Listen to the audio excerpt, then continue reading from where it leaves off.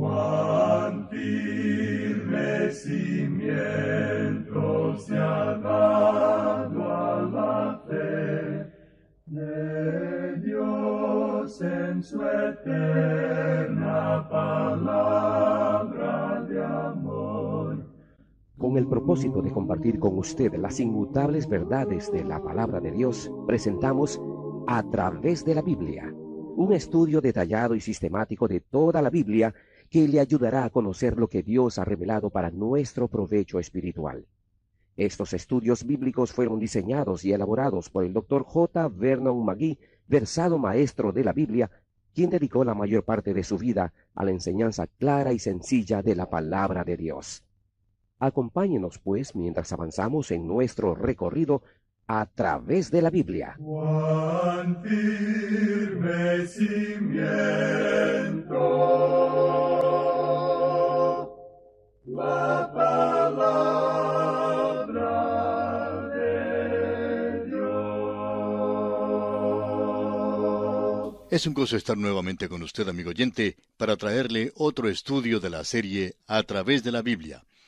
Continuamos hoy, amigo oyente, nuestro recorrido bíblico y llegamos a nuestro último estudio en esta pequeña profecía de Nahum. Estamos viendo aquí, en este último capítulo, el capítulo 3, una descripción muy intensa que se nos presenta de la destrucción de la ciudad de Nínive. Usted debe recordar que cuando esta profecía fue dada, era algo profético precisamente, no era un relato histórico de lo sucedido. Pero el relato histórico se conforma a este relato, y por cierto que eso puede ser profético al aplicarlo a nuestras propias naciones en el presente. Ahora Dios utilizó un lenguaje muy duro al describir a Nínive. Llamó a esta ciudad una ramera, y dijo que Él va a mostrar a todas las naciones la vergüenza y la inmundicia y lo vil de esa gran civilización, y hacer que todo el mundo pudiera observar eso. Era el fin de ese gran imperio asirio. Y en el versículo 7 de este capítulo 3 de Nahum leemos lo siguiente: Todos los que te vieren se apartarán de ti y dirán, Nínive es asolada, ¿quién se compadecerá de ella? ¿Dónde te buscaré consoladores? Dios está preguntando aquí, ¿dónde voy a encontrar a alguien que lamente, que muestre dolor por lo sucedido a esta ciudad? Nadie se iba a compadecer de ella, nadie iba a llorar allí. No habría ninguna clase de persona que fuera a velar los restos, por así decirlo. El autor de estos estudios bíblicos, el Dr. J. Vernon McGee, contaba un incidente en su vida cuando era pastor. Y nos decía él que en cierta ocasión fue llamado por una casa mortuoria para que fuera a llevar a cabo un servicio funeral, porque habían llevado allí el cuerpo de un hombre que no tenía familiares. Este hombre era un creyente que recién había ido a vivir a esa zona. Su esposa había fallecido un tiempo antes, y él había estado enfermo por mucho tiempo. De modo que la gente en realidad se había olvidado de él. Y cuando falleció, la gente ni siquiera reconocía su nombre.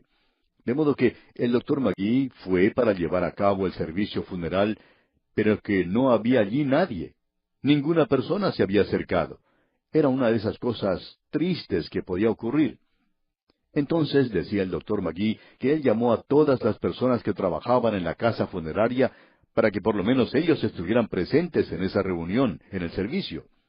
Y se reunieron todos los que estaban allí trabajando en ese momento, quizá unos 12 de ellos, y él presentó un mensaje de esperanza para un creyente, y el Evangelio, allí mismo sobre los restos de este hombre, donde pudo decir que Jesucristo había muerto por nuestros pecados y que había resucitado para nuestra justificación. Pero es algo muy triste tener un funeral como este, donde no haya nadie que se presente. Pues bien, Dios está diciendo aquí que no iba a haber nadie que fuera al funeral de Nínive. En realidad, todo el mundo se iba a regocijar en aquel día, que fue exactamente lo que ocurrió. Dios había derribado a esa gran ciudad. Y cuando Dios dijo esto, ¿quién lo hubiera creído? A no ser que creyera en Dios. Uno tenía que aceptarlo por fe. Pero sucedió así, tal cual Dios lo dijo que iba a suceder. Notemos ahora lo que comienza diciendo aquí el versículo 8. ¿Eres tú mejor que Tebas? Esta era la gran capital del Alto Egipto. Varios de los faraones habían reinado allí. Vamos a terminar de leer todo este versículo 8 y luego vamos a citar algo que dijo un expositor bíblico muy renombrado. El versículo 8 entonces dice en su totalidad, ¿Eres tú mejor que Tebas, que estaba asentada junto al Nilo, rodeada de aguas, cuyo baluarte era el mar, y aguas por muro? Cuando se habla de aguas en plural, esto indica gran cantidad de agua. Y el río Nilo se desbordaba en la temporada de las lluvias, y parecía como si fuera un océano allí. Ahora, esta ciudad había sido construida de tal forma que no se inundaba durante la época cuando se desbordaba el río. Y usted recuerda que se tuvo que quitar, se tuvo que sacar todo esto cuando se construyó ese gran dique en el río Nilo. Permítanos mencionar ahora lo que dijo el doctor Charles Feinberg en un libro sobre la profecía de Nahum. Y deseamos mencionarlo porque es algo excelente, y no conocemos a nadie que llegue a superar esta explicación. Ahora, Dios le había dado a Nínive, esta ciudad de Tebas, como ejemplo para el imperio asirio, porque ellos habían sido los que habían destruido a Tebas. Y Tebas fue una ciudad que parecía inexpugnable, que nadie la podía tomar. Pero los asirios sí la tomaron, y fueron ellos quienes la destruyeron. Ahora, esto debería haber sido un ejemplo para ellos, porque aún entonces Dios estaba juzgando a Tebas. Y esto nuevamente revela que Dios, que el gobierno de Dios, actúa entre los gobiernos del hombre en este mundo. Y Dios está actuando ahora. Eso lo vamos a poder apreciar en el próximo libro que vamos a estudiar al concluir este libro de Nahum. Notemos ahora esta cita que deseamos presentar del libro de Nahum por el doctor Feinberg. Dice él: Tebas era la ciudad capital de los faraones para las dinastías 18ª hasta la 20ª. Tenía una arquitectura tal que los griegos y los romanos la admiraban. Los griegos la llamaban Diastolis, porque era la antiparti egipcia de Júpiter que se adoraba en este lugar. Estaba ubicada en ambos lados del río Nilo. En la ribera este se encontraban los famosos templos de Karnak y Lusor. El primer poeta griego, Homero, habló de ese lugar como que tenía 100 grandes arcos o puertas. Sus ruinas cubren un área de unos 43 kilómetros. Allí se rendía culto al dios egipcio de Amón, quien es representado en algunas reliquias egipcias como una figura con cuerpo humano y cabeza de carnero. El juicio de esta ciudad impía e idólatra fue predicho por Jeremías. Eso se menciona ya en Jeremías capítulo 46, versículo 25, y en Ezequiel capítulo 30, versículos 14 al 16. No Amón, o Tebas, estaba ubicada en una buena posición entre los canales del Nilo, con el río Nilo mismo actuando como protección. El Nilo parece ser un océano cuando desborda sus riberas una vez por año. Nínive podía contemplar su propia suerte en lo que sucedió con No Amón o Tebas, porque no era mejor que esa poderosa capital egipcia. Hasta aquí lo que dice el doctor Feinberg. Podemos apreciar aquí, amigo oyente, que Dios está justificando el hecho de que Él está castigando esta ciudad. Ahora, en el versículo 9 de este capítulo 3 de Nahum leemos: Etiopía era su fortaleza, también Egipto, y eso sin límite. Fut y Libia fueron sus ayudadores. Es decir, que esta ciudad de Tebas, la capital del imperio egipcio en una ocasión, nunca pensaba que podía caer porque tenía el desierto de ambos lados. El río Nilo le servía de protección. Tenía aliados en el norte y en el sur. ¿Cómo podía algún enemigo entrar y atacarle? Bueno, los asirios lo hicieron. Y los asirios mismos pensaban que ellos también se encontraban en una posición donde nadie les podía atacar en aquella época. Ahora, en el día de hoy, amigo oyente, tenemos suficientes armas atómicas y otras clases de armas muy sofisticadas, y pensamos que podemos defendernos. Pero, amigo oyente, cuando Dios dice que llegó la hora, entonces la nación cae. Y la mejor defensa de un país no se encuentra en las armas. La mejor defensa para cualquier país es regresar a Dios y reconocerle en el gobierno. A veces la persona que está encabezando el gobierno o las personas que tienen altos cargos parecen ser cristianas, o por lo menos actúan de esa manera cuando están en público, pero en privado tienen un lenguaje que es verdaderamente censurable. Amigo oyente, eso es actuar de manera muy hipócrita. ¿Piensa usted que Dios va a dejarnos sin castigo? ¿Somos acaso algo especial nosotros? No creemos que lo seamos, amigo oyente. Y nuestra mejor defensa son los hombres de carácter, y si no son creyentes, por lo menos podrían abrazar la gran moralidad que la palabra de Dios abraza. Pero en el día de hoy ocurre todo lo contrario. Se desprecia y se contradice la palabra de Dios. y Dios no puede bendecir a una nación que haga eso, y no creemos que llegue a hacerlo. Ahora Dios dice aquí en el versículo 10 de este capítulo 3 de Nahum, sin embargo, ella fue llevada en cautiverio, también sus pequeños fueron estrellados en las encrucijadas de todas las calles, y sobre sus varones se echaron suertes, y todos sus grandes fueron aprisionados con grillos. Eso fue lo que Asiria, lo que Nínive había hecho contra Tebas, y ahora les está sucediendo a ellos lo que ellos habían hecho a sus enemigos. No os engañéis, Dios no puede ser burlado, pues todo lo que el hombre sembrare, eso también segará.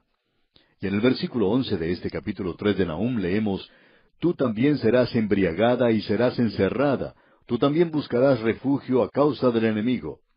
Ellos están tratando de buscar valor en la bebida, pero eso no les va a ayudar para nada. Y en el versículo 12 leemos, Todas tus fortalezas serán cual higueras con brevas, que si las sacuden, caen en la boca del que las ha de comer. Creemos que usted se puede dar cuenta de lo que se está hablando aquí. Cuando las higueras están maduras, todo lo que uno tiene que hacer es sacudir las ramas y los higos caen. Y eso es lo que se está diciendo aquí, que las defensas que ellos tenían eran como esto, que en el momento en que se acercara el enemigo, pasaría sobre ellos como si no estuvieran allí. Y continúa en el versículo 13, He aquí tu pueblo será como mujeres en medio de ti, las puertas de tu tierra se abrirán de par en par a tus enemigos, fuego consumirá tus cerrojos. Lo que se indica aquí es que los hombres se estaban comportando como las mujeres, y pensamos que ese es el pensamiento expresado en este versículo 13. Y los hombres eran muy femeninos, digamos. O esto también podría significar que las mujeres eran las que estaban ocupando las posiciones de autoridad en la ciudad. Ahora quizá usted tenga algo que decir en contra de esto, pero nosotros recibiremos con mucho gusto su carta. No creemos, honestamente hablando, que Dios esté del lado, es decir, de parte del movimiento de liberación de la mujer. Todavía mantenemos nosotros que la posición de la mujer es en el hogar. Y creemos que la iglesia está cometiendo un error cuando utiliza a las mujeres en tantos cargos en la iglesia misma.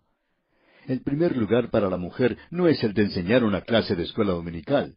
Su responsabilidad es criar a su propia familia. Ese es su primer lugar. Y cuando las mujeres son sacadas de sus hogares para hacer la obra de la iglesia y cualquier otra clase de trabajo, y a no ser que ella esté obligada a trabajar para poder vivir, porque su esposo ha fallecido o porque él no puede trabajar, no creemos que cualquier otra cosa sea justificada. Bueno, sabemos que vamos a oír de algunas personas habiendo dicho esto, pero lo estamos diciendo porque creemos que esa es la señal de decaimiento y desintegración de la civilización cuando ocurren cosas así. Ahora, en el versículo 14 de este capítulo 3 de Nahum podemos leer, Provéete de agua para el asedio, refuerza tus fortalezas, entra en el lodo, pisa el barro, refuerza el horno. Es decir, que ellos van a comenzar a trabajar a toda prisa en los últimos momentos. Van a tratar de hacer ladrillos para su fortaleza y van a calentar el agua. Y usted sabe cómo hacían eso. Se subían a la muralla y llevaban un gran balde con agua hirviendo, y desde allá arriba de la muralla vaciaban esa agua caliente sobre los que estaban tratando de escalar la muralla. Y cuando el enemigo recibía sobre sí un baño de agua caliente, pues por supuesto que no podía atacar más, sino que caía a tierra. Y ahora el versículo 15 dice, Allí te consumirá el fuego, te talará la espada, te devorará como pulgón, multiplícate como langosta, multiplícate como el langostón. En otras palabras, ellos trataban de traer refuerzos, pero eso no les iba a ayudar para nada. Y en el versículo 16 continúa diciendo, Multiplicaste tus mercaderes más que las estrellas del cielo. La langosta hizo presa y voló. Usted puede ver que ellos multiplicaban el producto nacional, eran mercaderes o negociantes muy grandes. Pero eso todo ya se acabó. Y leemos aquí en el versículo 17, Tus príncipes serán como langostas, y tus grandes como nubes de langostas que se sientan en vallados en día de frío. Salido el sol, se van, y no se conoce el lugar donde están. Es decir, que los líderes, cuando llegara la oportunidad, podrían escapar, por lo menos por un tiempo. Y el versículo 18 agrega, Durmieron tus pastores, oh rey de Asiria, reposaron tus valientes, tu pueblo se derramó por los montes, y no hay quien lo junte. O sea que el liderazgo de la nación se ha desintegrado a tal punto que ya no pueden tratar de guiar a esa nación.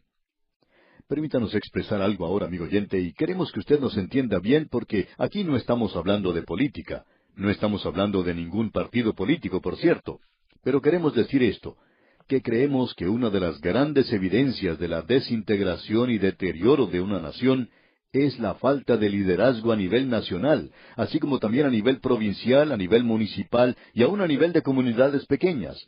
Existe una gran falta de verdadero liderazgo.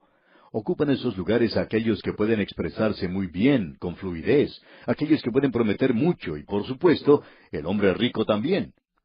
Algunos presidentes del pasado ni siquiera podrían llegar a la presidencia hoy, porque no tienen el dinero suficiente para hacerlo. Y Dios está diciendo que esto es lo que ha provocado la caída de Asiria, entre otras cosas que ya ha mencionado. Y amigo oyente, usted puede aplicar esto a su propia nación. Lo que Dios dijo en este capítulo 3 es algo que sucedió tal cual lo dijo con Asiria, y ha sido cumplido así. Quizá también se pueda aplicar a nuestra propia nación. Pero, ¿estamos nosotros escuchando a Dios? Lamentablemente no, amigo oyente. Nadie está prestando ninguna clase de atención, por lo menos entre aquellos que están guiando los destinos de una nación. Esta gran tragedia de nuestra hora es que nos estamos apartando de Dios, estamos rechazando al Señor Jesucristo, al Príncipe de Paz, al Salvador del mundo. Escuchemos ahora las palabras finales de Dios en este libro de Nahum. Él presenta esto con palabras terminantes y serán dogmáticas. Esto se puede considerar como algo que le da escalofrío a uno. Es algo aterrador. Escuche usted aquí el versículo 19. No hay medicina para tu quebradura, tu herida es incurable. Todos los que oigan tu fama batirán las manos sobre ti, porque ¿sobre quién no pasó continuamente tu maldad? ¿Se da cuenta usted, amigo oyente, que estas personas aquí habían pecado y pecado y pecado, y esa era la forma de vivir que tenían? Y ahora ellos querían señalar a Dios y decir, o pensar que Él estaba equivocado y que permitía el mal, y que Dios no hace nada en cuanto al mal. Y Dios dice que Él hace algo en cuanto a esto. Usted puede observar a su alrededor que suceden muchas injusticias, por cierto que se ven demasiadas. Pero amigo oyente, Dios está haciendo algo en todo esto. Y en el próximo libro que estudiemos, el libro de Habacuc, nos va a señalar precisamente eso. Dios es justo, y era un Dios de amor, aun cuando destruía a la ciudad de Nínive, y la barría de la faz de la tierra, porque ese pueblo desapareció completamente. Y Dios, amigo oyente, asumió toda la responsabilidad por su castigo. Bien, amigo oyente, llegamos así al final de nuestro estudio de esta pequeña pero prominente profecía de Nahum.